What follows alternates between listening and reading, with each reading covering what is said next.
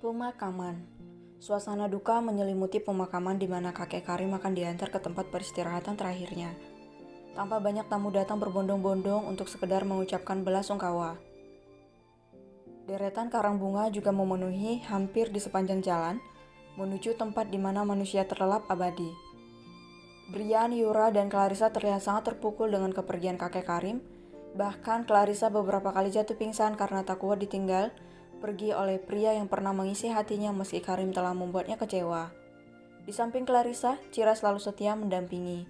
Matanya terlihat sembab, dia juga ikut merasakan kepedihan yang tengah dirasakan oleh semua orang. Brian, kami turut berduka cita atas kepergian ayahmu. Semoga Tuan Karim diberikan tempat yang paling indah di sisi Tuhan, ucap Samuel sambil menepuk bahu adik iparnya. Terima kasih. Yura menangis sesegukan kemudian masuk ke dalam pelukan ibunya Levita yang hendak mengusap pipinya. Dia merasa begitu kehilangan, yang mana rasa ini mengingatkannya akan kematian orang tuanya dulu. Hicks, aku tidak punya orang tua lagi, Kak. Ayah sudah pergi meninggalkan kami semua. Tidak apa-apa, mungkin ini adalah yang terbaik untuk ayah mertuamu. Kau harus kuat ya, masih ada suami dan juga kedua putrimu yang membutuhkan kasih sayang darimu. Yang ikhlas supaya arwah mertuamu tidak merasa berat, oke? Sahut Lolita dengan lembut. Di dekat nisan kakek Karim ada Patricia yang sedang duduk berjongkok dengan tatapan kosong. Matanya kering, dia sama sekali tidak menangisi kepergian sang kakek. Tidak ada yang tahu kenapa Patricia bersikap seperti itu, tapi yang jelas di matanya ada gurat penyesalan yang begitu besar, yang mana hal itu membuat Junio merasa tak tega. Ya, sejak memutuskan untuk membawa Patricia menemui Nyonya Yura, Junio selalu ada di sampingnya. Dia seperti mendapat firasat kalau sebentar lagi akan ada badai besar yang menghampiri keluarga Patricia. Dan benar saja, hanya berselang 1 hari sejak Patricia bertemu dengan ibunya, wanita ini sudah langsung berpisah dengan sang kakek. Mungkin karena terlalu shock, Patricia sampai tak menunjukkan respon apapun saat tahu kalau kakeknya sudah meninggal dunia. Tuan Brian, atas nama keluarga besar Ma dan keluarga besar Ju, aku ingin mengucapkan rasa belasungkawa atas meninggalnya Tuan Karim Yo.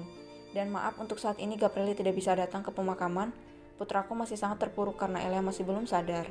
Aku harap kau dan Nyonya Yura dapat memakluminya, ucap Greg sambil menepuk bahu besannya yang sedang berduka. Tidak apa-apa Tuan Greg, aku bisa memahami, sahut Brian lirih. Semoga saja setelah ini Eleanor bisa lekas sadar. Aku tidak siap jika harus terjadi hal buruk kepadanya. Yakinlah Elia pasti sadar, Tuan Brian. Tuan Karim sudah berkorban sebegini besar untuknya. Jadi sudah seharusnya Elia hidup dengan bahagia untuk membalas pengorbanan kakeknya. Aku harap kau tidak berpikiran negatif dulu, Tuan Brian. Yakin dan percayalah, kalau putri kita pasti akan segera tersadar dari komanya. Brian menarik napas panjang-panjang kemudian mengangguk. Dia lalu tersenyum kecut ke arah Nyonya Leona. Tuan Brian, aku baru saja menerima kabar dari rumah sakit kalau ada sedikit perkembangan pada reaksi tubuh Elia. Dia menangis, dan tiba-tiba saja alat vitalnya menunjukkan pergerakan yang sangat bagus.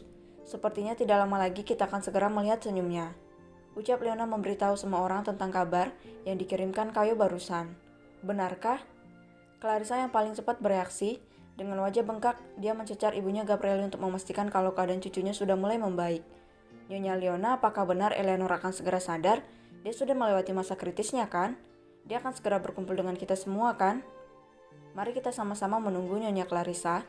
Semoga saja kabar ini memang benar adanya, jawab Leona dengan sabar. Semua orang merasa sangat lega setelah mendengar kabar tersebut, namun ada satu orang di pemakaman itu yang seperti tidak peduli apakah Eleanor akan segera sadar atau tidak. Patricia, dia masih tenggelam dalam pikirannya. Dia tidak menyangka kalau kakeknya akan sesayang ini pada Eleanor hingga tega mengorbankan hidupnya demi gadis itu. Hati Patricia sakit, dia merasa terhianati. Tapi sesakit apapun rasa yang sedang menderita benak Patricia, dia terus meyakinkan diri kalau Eleanor tidak bersalah. Semua ini terjadi atas kehendakan kakeknya sendiri. Sebisa mungkin, Patricia menahan bisikan iblis yang kembali mendesaknya untuk melakukan hal jahat pada Eleanor. Dia tidak mau melakukan sesuatu yang membuatnya harus menjalani hari-hari penuh penyesalan. Cukup sekali seumur hidup, Patricia tak mau merasakannya lagi. Kakek, jangan khawatir. Sebenci apapun aku terhadap Eleanor, aku tidak akan pernah menyentuhnya lagi. Aku juga tidak akan memperebutkan sesuatu yang bukan menjadi hakku. Aku sadar kalau aku ini hanyalah orang luar, dan yang lebih pantas menerima seluruh harta warisan milik keluarga Young adalah Eleanor. Mungkin setelah ini aku akan pergi dari rumah. Aku ingin hidup tanpa mengandalkan harta dari keluarga Young lagi. Tolong restui aku dari surga sana ya, Kek. Doakan agar aku bisa menjadi manusia yang jauh lebih baik dari hari ini. Leona yang mendengar isi pikiran Patricia nampak tersenyum samar. Dia lega karena ternyata pilihan Elia untuk memaafkan kesalahan wanita ini tidak salah. Dalam hati, Leona amat sangat memuji kebaikan hati menantunya. Dia sungguh salut karena menantunya memiliki hati yang sangat luas seluas semesta ini. Cia, Patricia menoleh. Dia saling bertatapan dengan mata ibunya yang terlihat begitu sembab. Aku baik-baik saja, Bu, jangan khawatir, ucap Patricia kemudian berbalik menatap nisan kakeknya. Yura melepaskan diri dari pelukan kakak iparnya kemudian meminta berkas yang dibawa oleh salah satu pelayan. Dengan langkah pelan, Yura menghampiri Patricia kemudian ikut berjongkok di sebelahnya. Sayang, kakekmu meninggalkan ini untukmu. Dia juga berpesan agar kau mau menyayangi Eleanor seperti adikmu sendiri. Bacalah baik-baik pesan yang ditinggalkan oleh kakekmu. Awalnya Patricia diam tak bergeming, dia tidak berminat untuk membacanya.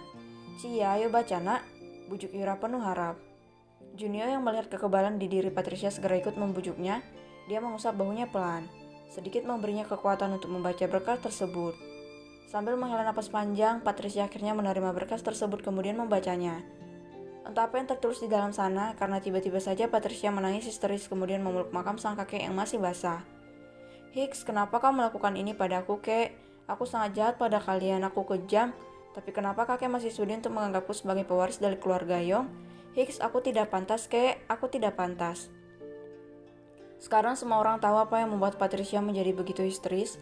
Rupanya kakek Karim tidak menghapus nama Patricia dari daftar pewaris harta kekayaan milik keluarga Yong. Brian memang tahu alasan kenapa ayahnya melakukan hal itu, nampak tersenyum getir. Nama Patricia bisa ada di dalam berkas tersebut sebenarnya adalah karena keinginan Eleanor. Putrinya yang cantik itu tidak ingin kalau Patricia sampai merasa dia anak tirikan. Jadi Eleanor membujuk almarhum ayahnya untuk membagi dua warisan yang seharusnya menjadi miliknya seorang. Tanpa disadari, sudut bibir Brian terangkat ke atas. Dia terharu akan kebaikan hati putrinya yang tidak tamak akan harta dan kekayaan. Sungguh sikap Eleanor sangat mirip dengan sikap Sandra. Mereka berdua sama-sama wanita yang mempunyai hati putih seputih salju. Brian merasa sangat beruntung karena kedua wanita ini merupakan bagian dari hidupnya. Karena kelelahan, menangis, Patricia akhirnya tertidur di atas makam sang kakek. Junio yang melihatnya pun segera meminta izin pada Tuan Brian untuk membawa Patricia pulang ke rumah. Setelah itu semua orang pun beranjak pulang ke rumah masing-masing, meninggalkan makam Tuan Karim yang kini arwahnya sudah berkumpul dengan putri yang dulu dia sia-siakan. Takdir hidup tiada siapalah yang tahu. Semua itu menjadi rahasia ilahi. Kita sebagai manusia hanya bisa berencana, namun tetaplah Tuhan yang maha berkehendak dan maha mengabulkan.